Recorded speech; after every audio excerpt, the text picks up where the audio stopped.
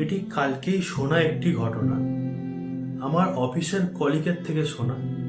তার গ্রামের বাড়িতে একটু দূরে একটি রাজবাড়ি আছে।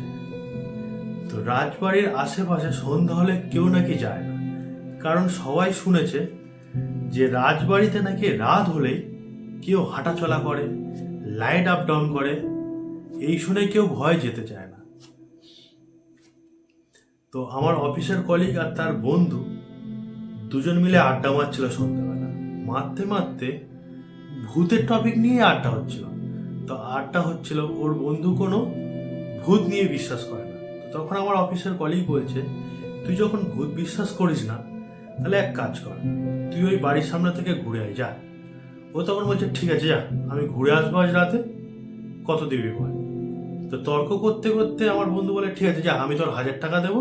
মানে আমার কলিগ বলছে 1000 টাকা দেবো, তুই ঘুরে এসে দেখা।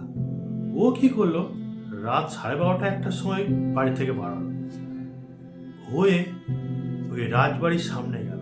আর ওই গেটের বাইরে, মানে বাউন্ডারির বাইরে দাঁড়িয়ে দোতলার ছাদের দিকে তাকিয়ে দেখছে একটা সাদা মুখ দেখা যাচ্ছে অন্ধকারের মধ্যে। ও তখন ফোন বার করে ফটো তুললো। তোলার পর গ্যালারি অন করে ফটো দেখছে,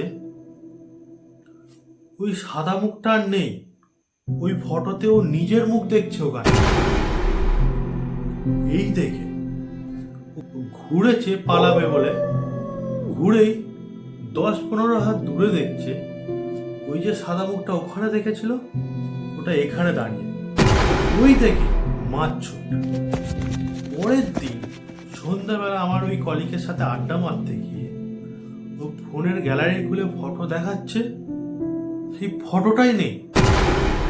তো আমার কলিগ মনে করছে ও মজা করছে, ওই জন্য ওর কথা বিশ্বাস করেনি। চা খেতে খেতে 10-15 মিনিট পরেই ওর ফোনে একটি SMS আসে। খুলে দেখছে SMS এ লেখা আছে, আজ রাতে আবার আসছো তো।